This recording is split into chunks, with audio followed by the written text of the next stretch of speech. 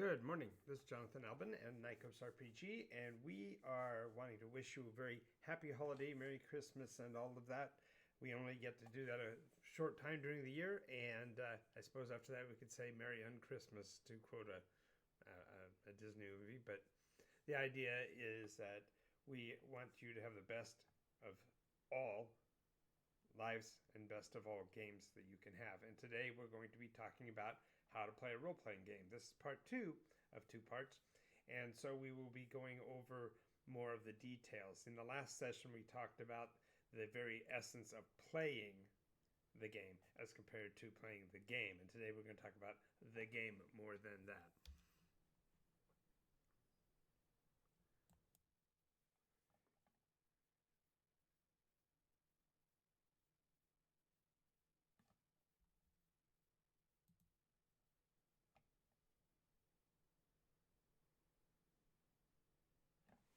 So now we're going to talk about...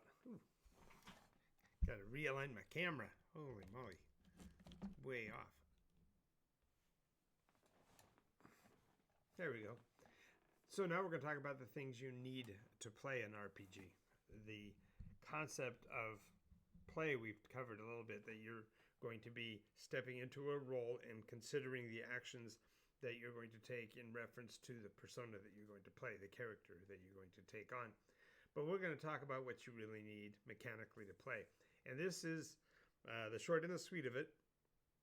Certainly there are a lot of products out there that are support items and such that could be included, but I'm going to talk about what you really need as the basis. And the first thing you're going to need is a persona sheet, character sheet. The concept of the persona or the character that you're going to play is going to be essential to playing the game. If you don't have a persona sheet, of course, you can use regular old paper. And to use a quote from the olden days, it isn't the paper that makes the character; it's the player. But the character sheet, nonetheless, has to be filled out to whatever extent that particular game requires. Some of them are very detailed and take 30, 40, even an hour to fill out. And the character sheet is basically kind of like the skeleton of the character. It's the defining characteristics and the numeric values that you'll need for resolving any conflicts in the game.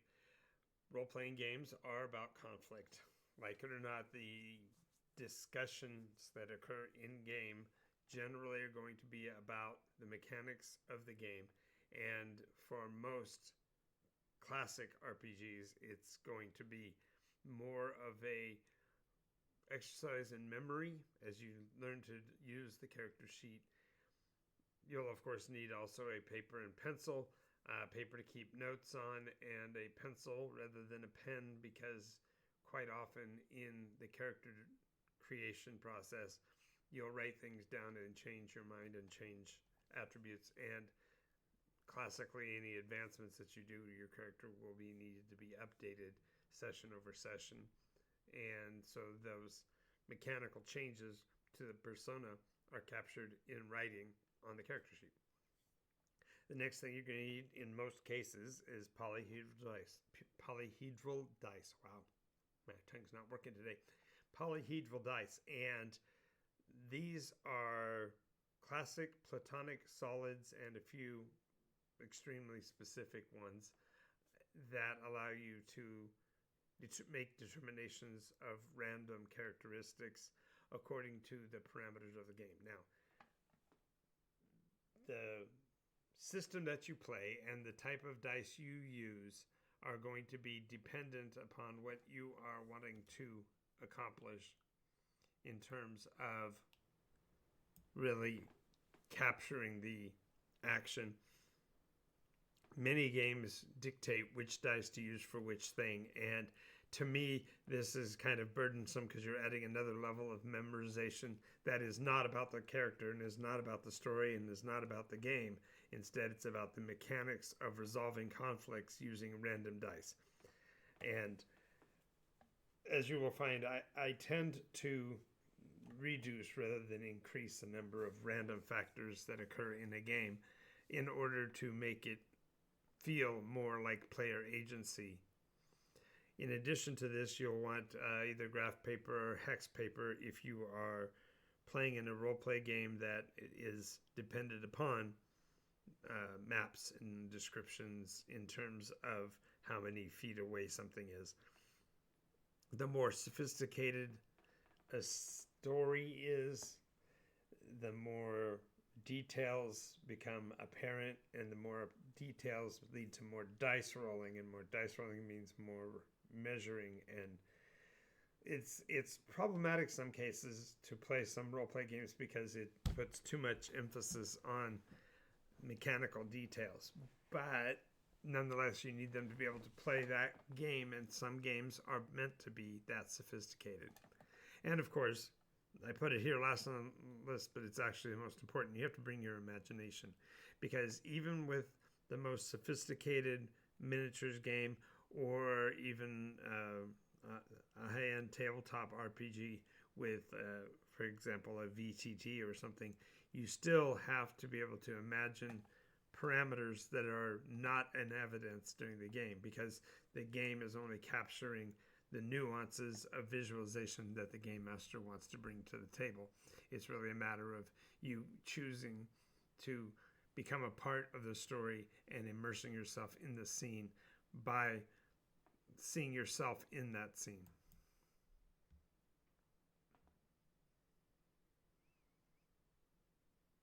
Okay, we're going to talk about game systems, and this section is rather extensive. Before we get there, if you would, please like, follow, hit the buttons for everything.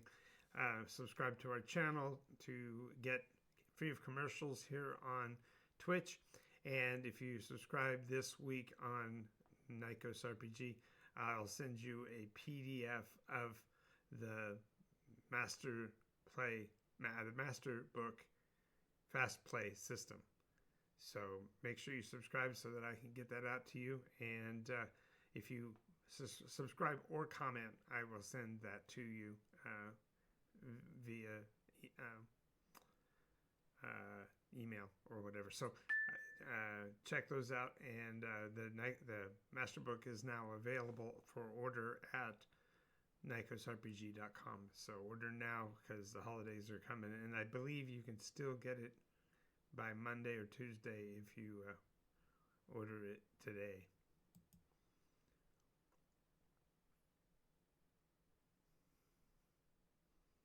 Okay, so now we're going to talk about game systems, and most players, or most people in the world today that know about role play games know about its forerunner, the very game that is now fundamentally the basis of most role play in the country, and that's Dungeons and Dragons. Now, we talk about the system Dungeons and Dragons, and it almost sounds like we're speaking of it holistically, that there is only one primary system, but that's not accurate. In reality, the role-play system Dungeons and Dragons has been through at least 4, maybe 5 transitional changes in the rules mechanism, and some of them were minor and some of them were relatively major, but each of the changes in the mechanics of the game caused the game's flavor and even procedural mechanic to change. And I'm not going to go into the micro details of them, but it is important to note that knowing which mechanics system you're playing in really does help considerably if you are learning the system, to be able to find resources that can help you in terms of understanding the mechanism. The argument that the oldest is the simplest isn't quite true. The oldest is perhaps a simpler mechanism, but it also has severe limitations because it doesn't allow or accommodate for all of the options that are available in the more modern iterations and more modern mechanics. In particularly, the concept of rolling dice for the game has changed considerably. In the earliest versions, the game master fundamentally provided the die roll mechanism in a shielded way. The players would give their discussion and their description, and then the game master would then roll the dice in particular and ascribe any modifiers to the die roll. And the players never actually even saw what was rolled on the dice. They only got to hear the narrative of what the scene was like after all of the variables were taken into account. In some ways, it was beneficial because the players didn't have to do any of the work. All they had to do is consider the role that they were playing and how best to fulfill that role in the game. But later editions definitely focused on the player agency in terms of rolling the dice and determining the outcomes and determining which modifiers they wished to apply. And this changed the way the game played. Earliest characters, for example, you would pick a race and a class, and that would be fundamentally your choices. And after that, you just would advance numerically based on the experience points granted by the game master. And then slowly as you advanced, you'd have more effective combat mechanisms, but not necessarily more options. And the reverse is true today, where characters not only have the most wide-ranging options available to them, but they also have severe restrictions placed on them by the class or the race that they are defined as. All of this is only important in terms of determining what your decisions will do to the game mechanic, and then the game mechanic then resolves any arbitrary conflicts down to a success or failure. And I'm not going to go into it at this moment, but the NycosRPG mechanism futzes with that as well, because it puts into mechanics the idea of partial success, that sometimes we don't get exactly what we want, but we at least get something out of a swing, whereas in the succeed-fail mechanism, it's a flat yes or no binary, and this process that I'm speaking of actually makes the game more enjoyable because you can see relative positioning of your abilities and skills versus that of your opposition or enemies. Now, the sheer mechanics of the game are also going to capture things that you wouldn't even be aware of, like, for example, the nuances of the theme of the game, the era of the game, the ideological framework of the game. And all of these are absolutely important in order for a full play experience, but many of them become so burdened down in the die rolling and the mechanical processes that the players lose the experience of actually feeling like they're part of the story.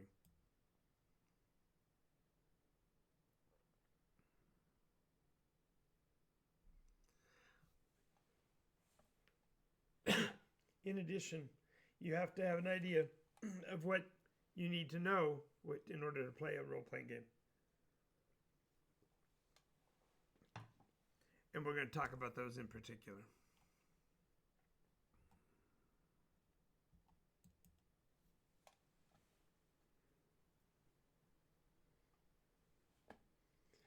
All right, so when you are playing in a role-play game, you're going to be experiencing life in a different framework. If it's a science fiction environment, perhaps you'll have to learn a little bit about atmospherics. If you are playing in a Gothic-themed horror story, you're going to have to consider the very idea of what that emotional state would be. And you'll even have a different vocabulary in terms of how you speak of things so that they feel as if they're time related. In addition to that, you'll have the entire raft of the game's mechanics of the game to have as a separate knowledge base. Not only will you have to know how to act in the framework of the game, but you're also having to understand how mechanics work and which dice to roll and when to roll them and how those numbers affect the game. You'll also have to be looking at a third set of knowledges and third set of items that you have to consider, and that is your inventory. What can you own? What is it you're carrying around with you? What are the benefits of the particular assets that you have? Do you have to have money? Is there a cash system or some form of credit mechanism? Again, with the more sophisticated game mechanisms, you might have entire sub-routines that you have to go through to purchase items, to transfer your wealth from, a card system to a cash system, and so on. You'll have to track how many arrows you have in your quiver. You have to think about how many hours of light your torches can provide, so you can determine whether or not you need to carry more material with you. In addition to that, you've got your character sheet, so you've got to worry about your persona's statistics. What is your likelihood of succeeding with the weapon that you've chosen? What are your options in terms of when that weapon is not available? What do you have as skills in situations that are not combat related?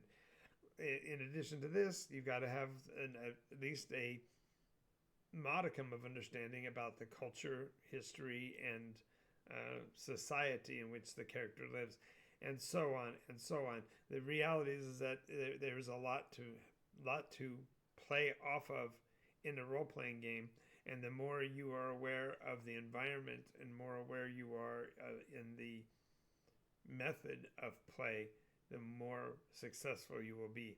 And I'm not presenting all of this information to be a daunting, burdensome list, but realize that there is a lot that goes into the game that is in large part window dressing in actual interaction. I don't have to know the culture of an individual that I'm buying shirts from. I've got to just simply know that I'm in a shirt shop and then to ask how much the price is on this particular item. Not a lot of role play requires all this knowledge, but rather the game mechanics do. And generally they stack on top of each other in order to create a more dramatic experience and to perhaps put the players on their back foot so that they will feel the drama of it. Because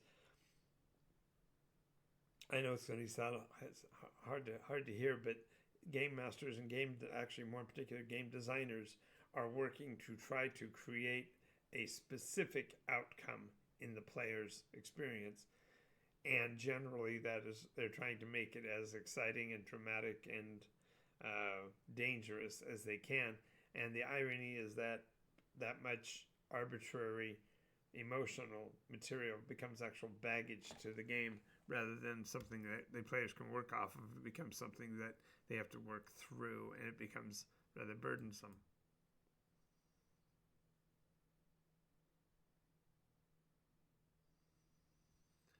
All right, so we've mentioned the systems, and I haven't gone into any of the details, but I'm going to be talking right now again at that surface level about the game's systems. We'll get to the mechanics of the character in a moment, but buried myself in the camera again. Keeps turning.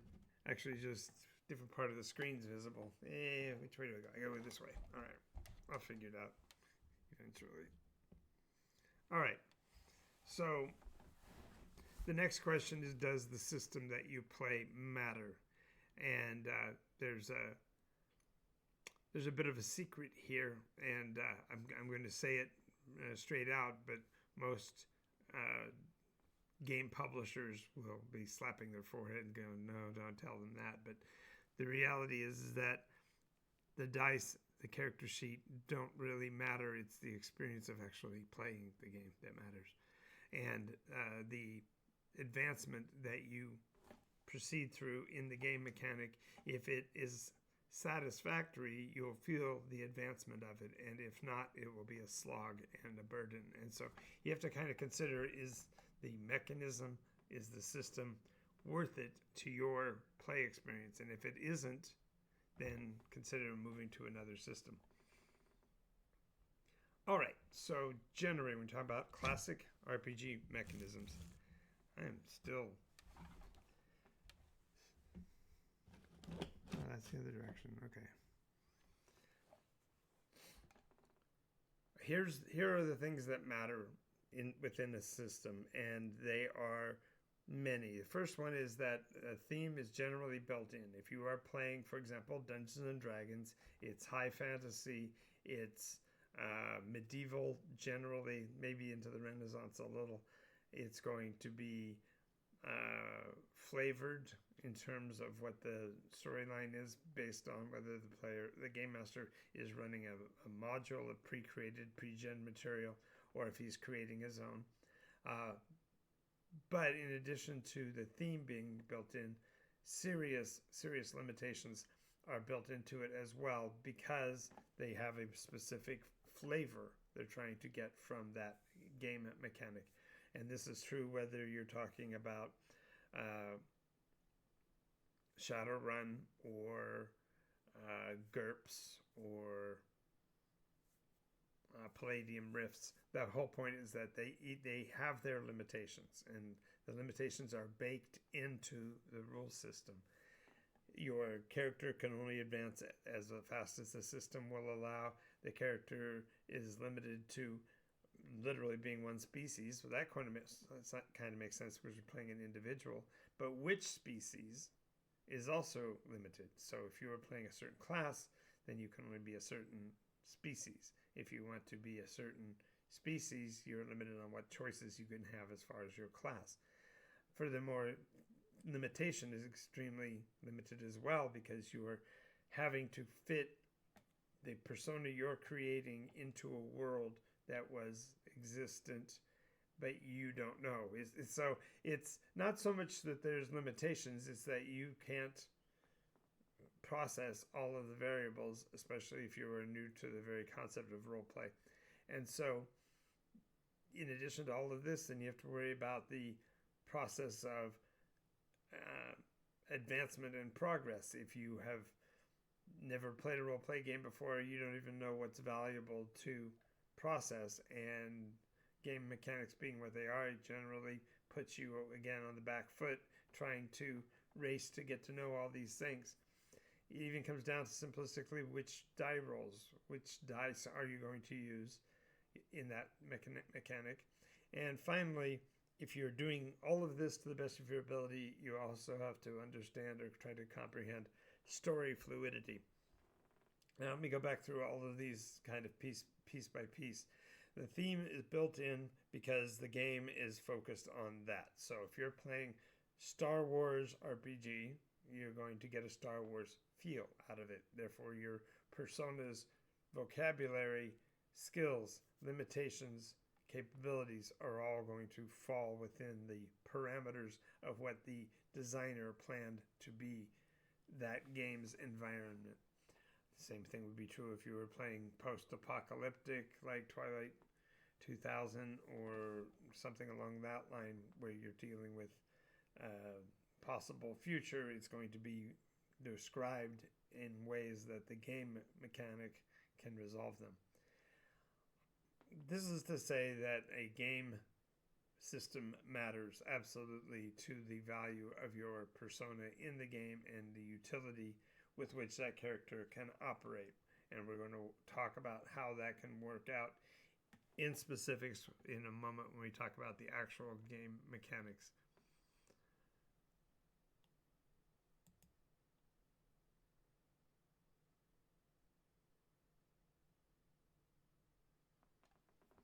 Okay, now before we go to the microcosmic understanding of how to play a character, let's talk about ways that you might want to play.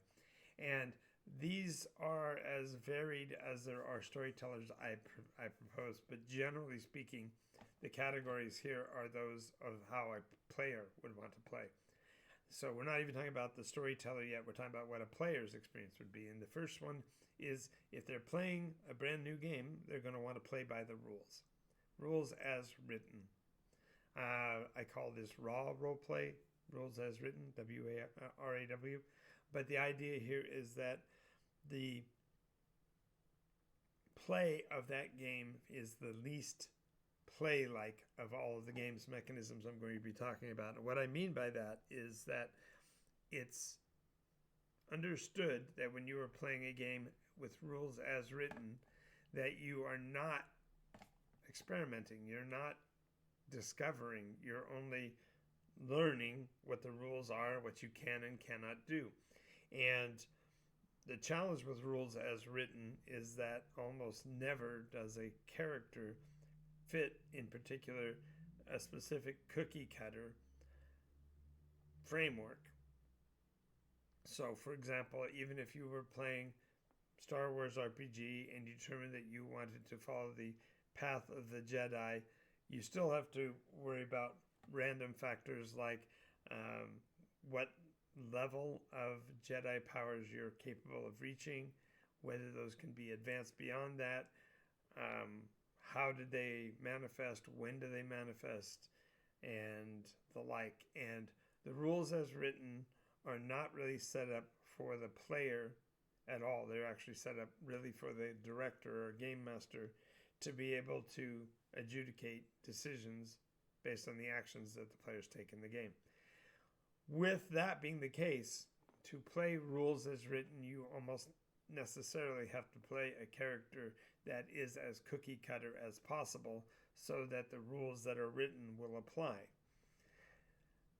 Again, it sounds okay, except that it's a game. It's a mechanical process to emulate something in reality. And the challenge with rules as written is that sometimes the rules either A, don't make sense, B, are specifically tuned by a director to match his particular style of storytelling, and then finally that the rules as written have to be codified across all possible players, and therefore it's sometimes less palatable because you're actually having to change your persona to match the game mechanics. And that's really what I have as a problem with rules as written. Of course, like I said, there are people, though, that's what they prefer. As a matter of fact, I know quite a few people that would like to win at role-play games the way you win at a board game, and really that is virtually impossible because you're having to format the character build to the system specifically, and then now you're talking about the process of optimizing or min-maxing, which we've talked about in other videos. The idea is that you are modifying the makeup of the game so that you can accomplish what you're trying to accomplish within it without any regard for the benefits of the story or the other players at the table. Second is rule of cool, and this I like the phrase and I also like the attitude, but there's also some challenges with the rule of cool. When you are playing rule of cool, what you're saying is that I'm going to do an action in the game that has this visual operand, and when we're accomplishing that, then I'm going to be able to get a yes and ruling for future opportunities like that in the future. And I said future twice there. That's funny. But the idea of rule of cool is not really to throw away the rules, but to simply let something that happens that didn't fit in the rules, let it slide because it was cool. It was fun to do. It added to the enjoyment of other players. Now, both of these rules as written, rule of cool, are focused very heavily on the storyteller, but there are players who also ascribe to one or the other of these. And I'm going to talk about some other forms of play that are not so clearly defined. And when I say, for example, playing to win, if you are playing a role play game with the idea of you want to get the most stuff, the best stuff, the optimal positioning, the proper title, etc., you're not playing the game as that character. You're playing that game as you, the individual, trying to accomplish the most within the framework. And while there are cases where that may actually line up fairly well with a persona's background or such, nonetheless, it really is a selection that I consider to be meta play. You're not looking at the story regards, you're not looking at the player interactions. Instead, you're looking for what is the most valuable, most, where do I get the most check marks from? And playing to win can be problematic in a role play game, because playing to win often means that you have to do things that your persona, by its own definition, would not do, but you're doing it in order to get those victories. And that's nearly as rough as the next one, which is playing to lose. And playing to lose is not only a choice that players make, it's also a ideology that suggests that the game mechanic is better suited by giving players the deficits, the weaknesses, the limitations that are, quote, real in real life, and it actually defies the very concept of fantasy role play. If you are playing to lose, you're intentionally leaving out details or avoiding possibilities that might be able to assist you in accomplishing the tasks that you're wanting to in game. Now, others play to discover, and this one is quite often the most innocent source in the game mechanism, because a player sits down to play with you because you're his friend and he wants to be a part of your life and understand what it is that your game world is like, and so he's playing to discover that. So maybe he spends a little bit extra time on the details, and maybe he focuses on the player dynamics perhaps a little bit more. But the idea is that he's playing to be able to put his feet down on the ground. Once a player has played to discover long enough, then he'll be able to make decisions and move forward with his character life. Next would be the players who play to escape. And unfortunately, I would say this is the greatest challenge. A role-play game is indeed an escape. It's a way to get away from the life that we now live and live in a world that is much more fantastic and more exciting and arguably more dangerous. And when we are playing to escape, we again are throwing out the mechanics of the story. We are simply trying to appease our desire to get away from our world. Some people call this YOLO. Some people call this railroading. The idea is that the playing to escape is literally just putting out there the framework and letting the players run wild over it.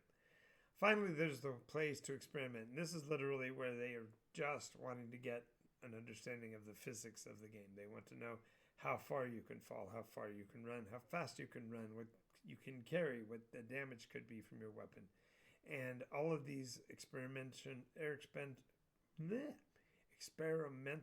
processes are good things in moderation. So the idea is that you should play, at least for some period of time, to experiment with what the rules will do in order to understand what your options are truly going forward in the game.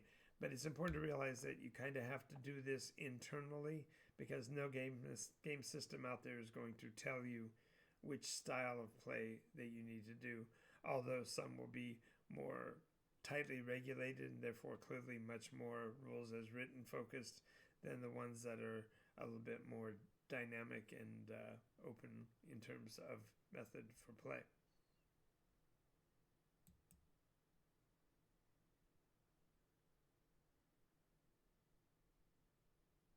Oop. That's not what I wanted. Wrong slide. All right. Yep. Completely wrong slide. Let me just shut these off. Come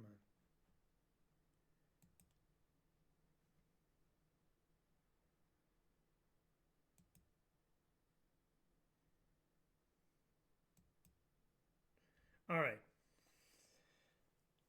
Finally, we're going to talk about the actual mechanics of role play. Character creation, we've talked about a little bit. Each character sheet, every player profile is going to be different based on the mechanics, and it's going to focus on things that are appropriate to that style of play. For example, if you're playing in a martial arts game or something that works on like the concept of the last airbender or whatever, there'll be issues dealing with your ki and with how to maintain balance. And in the case of the traveler game, when you're talking about space and adventuring, it's going to have career paths and choices as far as which kind of engineering you're going to want to do and whether or not you went to the academy or not, and then with you whether you learned certain limited skills or whatever. And each game has its own parameters. The trick is that you as a player need to get an idea of what you want out of the game before you start building that persona, because in the modern world, the character building has become more of a wish fulfillment than a character exercise. In earlier versions, Dungeons and Dragons, first and second edition, and early Pathfinder, the mechanisms of these was more about being that person and then finding ways to make that person advance. So maybe you didn't know much about being a monk or a cleric, but the dice rolls that you came up with lend themselves up to that role, so therefore now you're going to be learning how to play that role. And so role playing was really more about role development and role comprehension and things like that.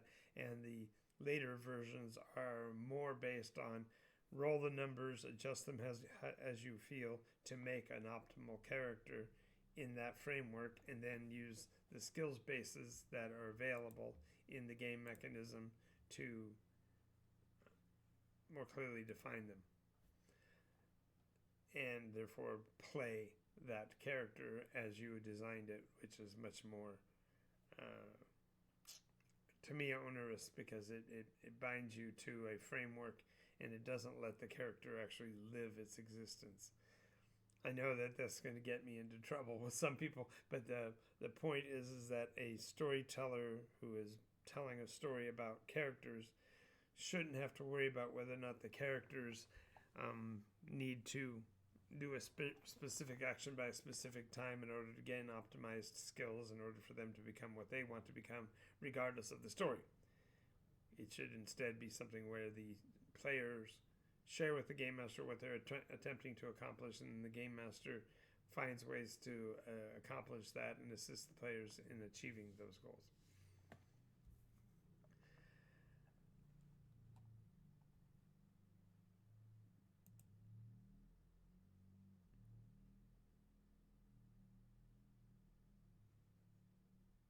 Alrighty, we have come down to the last bit of this. Now, I didn't go into the ultimate details. Pardon me.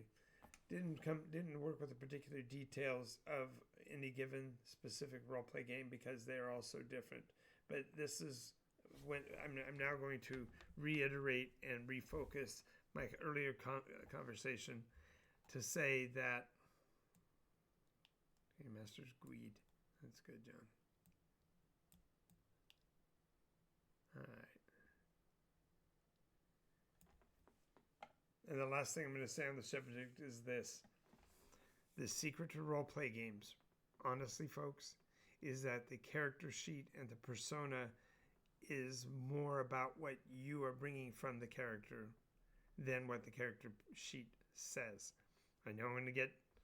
Someone's going to comment more than likely on how that's not fair, that the game mechanic is built so perfectly that the players should try to adhere to the rules as defined. And if they play by the rules, then they'll have a more enjoyable games experience. And I'm going to say that's probably true, but they won't be having a great role play experience, because the point is you want that persona that you built, that character that you defined, to be you, so that when you accomplish something in game, you will get the benefit of that.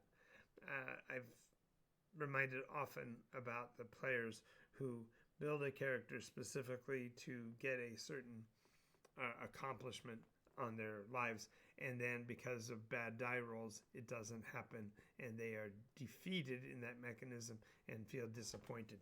And that's the opposite of what we want from a role play experience. We want to enjoy the persona that we're playing, and if we get to certain accomplishments, cool, but it's more about the story elements. And if you don't agree with me, I'd love to hear your comments. I'd love to see us get into a conversation about what you get from role play. What is the difference for you between one game system and another, and what those game system differences do to assist you in your pursuit of the perfect game session.